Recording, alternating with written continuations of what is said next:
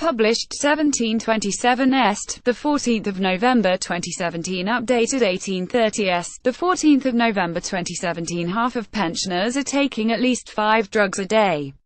In a worrying sign of the medicalisation of the elderly, a study found the number has quadrupled in 20 years. It rose from 12% to 49%, roughly 4.5 million of the 9 million pensioners in England. And the proportion taking no medicine at all dropped from 20% to just 7%. Half of pensioners are taking at least 5 medicines a day. File image. A study found the number on that many pills has quadrupled in 20 years. And the number taking none at all has dropped from 20% to just 7%. File image. Researchers led by Cambridge University said that the changes were partly explained by the last Labour government giving GPs bonuses for prescribing drugs. The scientists discovered that there are even some patients on 23 different treatments every day. Caroline Abrahams, charity director at Age UK, last night called for regular reviews to make sure people are not left taking harmful drugs for years. This increases the chance of dangerous reactions between medicines and raises the risk of frailty in older patients. In some patients, the combined doses could even be fatal. Prescribing vast numbers of pills also adds a huge financial burden to the NHS. Caroline Abrahams, of the charity Age UK, called for regular reviews to make sure patients were not left on potentially harmful medicine. We know that older people are at risk of being on too many drugs, without doctors always really understanding how they interact and what their side effects may be, she said last night. This is why it is important that older people's medicines are routinely reviewed. But she said the new study did not mean that patients should abandon any prescription medicine without first consulting their doctor. The researchers expressed concern at the increasing dependence on prescription and over-the-counter medicines, known as polypharmacy. They said this was partially due to the development of groundbreaking treatments which extend lives. This increases the chance of dangerous reactions between medicines and increases the risk of frailty in older patients. File image. BIT study leader, Professor Carol Brain, of the Cambridge Institute of Public Health, said we know that polypharmacy is associated with higher mortality and that the evidence for combination therapies on the scale that we have seen them in the older population is not good. She said the findings highlighted the need for robust evidence on the pros and cons of taking pills in bulk. The study was led by Professor Carol Brain, of the Cambridge Institute of Public Health. Many doctors are already uneasy with what they describe as the increasing medicalisation of the middle-aged and elderly, doling out drugs to people just in case they suffer later health problems. It is also feared many patients are left on medications long-term without thorough or regular reviews. The research team tracked more than 15,000 older people who took part in 2 long-term health studies which began in the 1990s.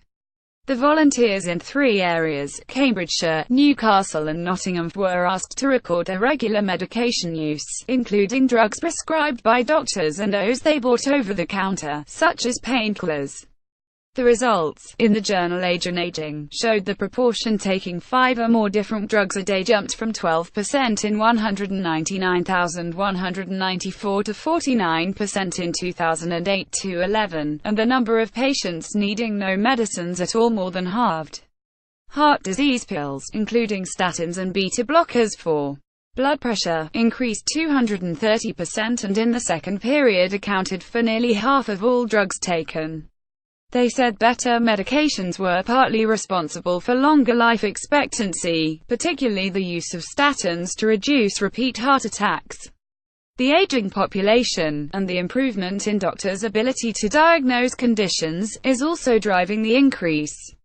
The increase has been partly driven by a target-driven system introduced by Labour in which GPs are given bonuses for prescribing drugs, the researchers said. File image. BIT. The team also warned that use of financial incentives to encourage GPs to prescribe drugs may have also driven up the numbers.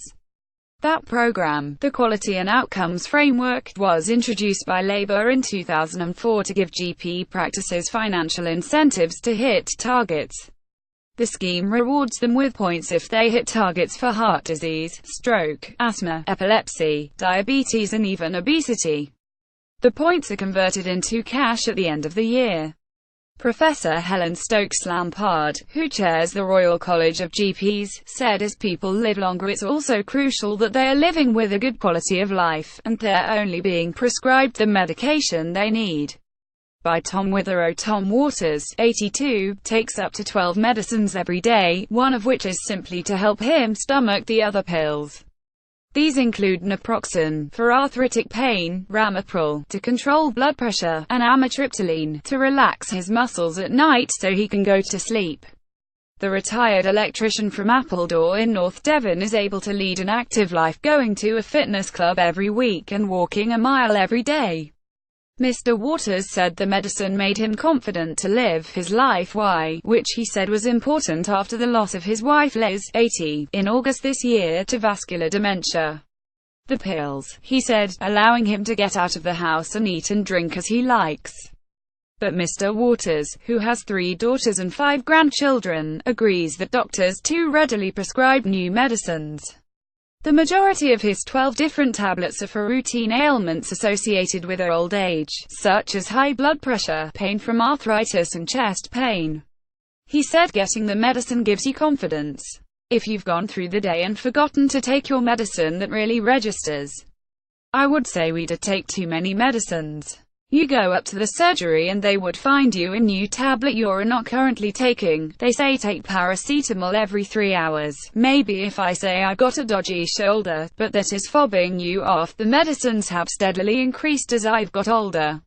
I was going quite well until I retired aged 72. You do lose strength in your body. He also takes paracetamol for arthritis, amlodipine blood pressure, aspirin blood thinner, Chemadur angina, Monomax angina, benzidamine mouth ulcers, allopurinol gout, hydroxycarbamide platelet disorder and omeprazole stomach acid.